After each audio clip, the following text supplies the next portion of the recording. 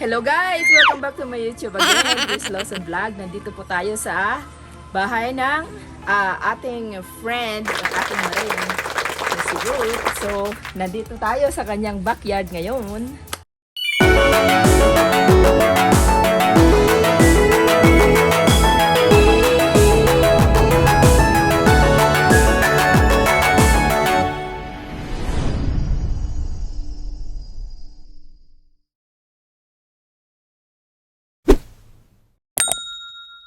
So, tayo ay mag-check ng kanyang pomegranate. So, ang dami-dami niyang mga tanim dito guys. So, ngayon ay bibigyan ko kayo ng update.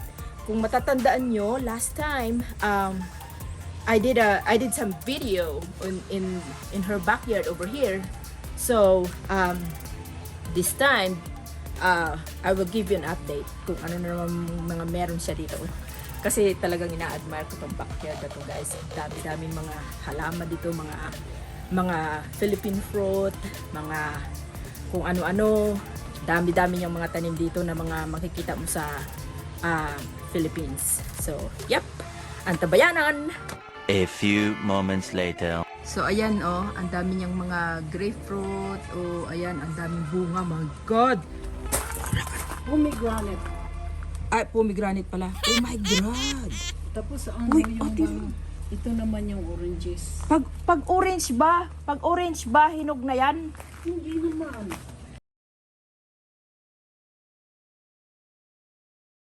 And they just eat the So, seeds. we have Ay, a lot ang of dami. Ay, talaga. We have a lot of pomegranates. Some of them are ready to harvest now, guys, and some of them are still small like that. But some of them are, I think, it's ready to harvest. We are going to get some samples later. She'll let me to open up one of those pomegranates. Wow! How old is this tree? 10 years old. This tree is 10 years old.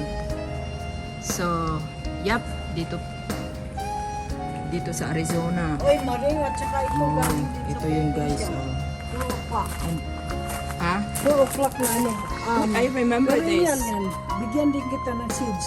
Perennial nga, bumabalik. Perennial ba to? Oo, pero natutunog sila nag-hibernate pag ano na dito, She has some December. halaman na parang sa Pilipinas. 4 o'clock. Oh, 4 o'clock ang tawag dyan. Kasi namumulaklak siya pag alas 4. Ganun ba yun? Maring. Nag-assumption na lang tayo guys. Pero guys, I will show you this one here. Talagang tubong-tubo na ito. Butternut ito guys. Kilala siya na na very good for your health kapag ginawa mong tsaa. O di kaya hinalo mo sa rice kasi napaka siya siya sa antioxidants. Ayan o, butternut. Ano ba ang tawag dito sa iba? Sa atin sa blue butterfly. Blue butterfly sa Sa Pilipinas. diabetes din. Oh. O diabetes. Oh, gamot pala to guys sa diabetic, oh. Uy, may mga nakatago pa ditong pomegranate. They're so cute. Oh my God, ang dami talaga niya, guys. Oh my God! Wow! Tapos, ano naman to? Orange. Valencia orange. Tamis. Ito, Valencia orange. Valencia or Navo? Valencia. Oh, the one I have in the backyard is Navo. This one is bigger. May May mga orange juice din siya dito guys. Ang laki ng puno ng malunggay niya dito. May mga grapes. Oh my God. Iba-ibang uri ng ng mga citrus. She has a very beautiful backyard. Oh my God. Is it okay, Maring? But I'm I don't taking have swimming pool. because I'm taking a video of her backyard because I really admired her backyard. Look at this guys here.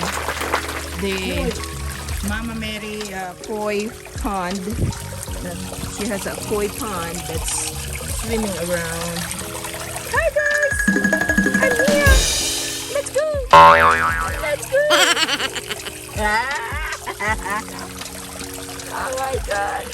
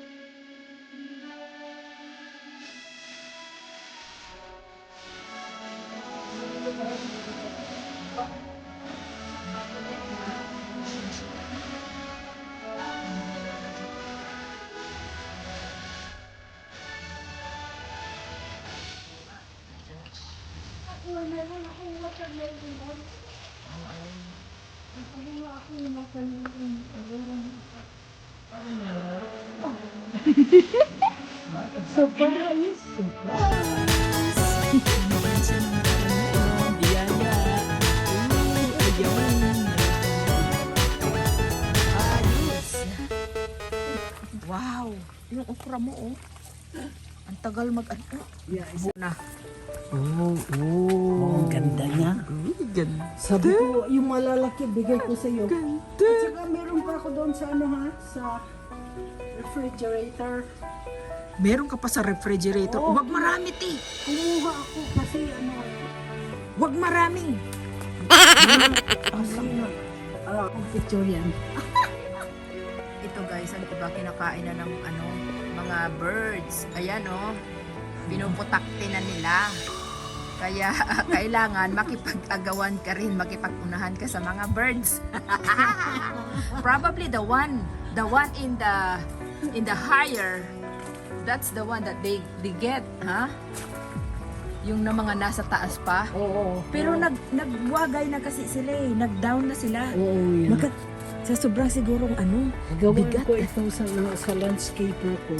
Kasi mabigat sila eh. Oo, pag mabigat. Yan. O ayan, kaya Magawaan ko. nagwagong na sila. Ano yan? Ang tawag nun, wagong. Ayan. Grabe, ang dami.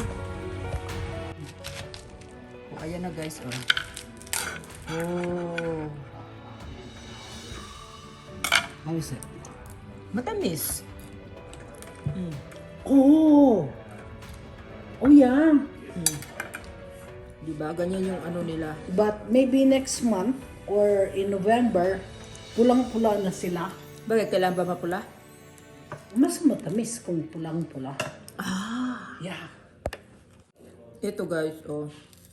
So, siguro next month, puro pula na siya.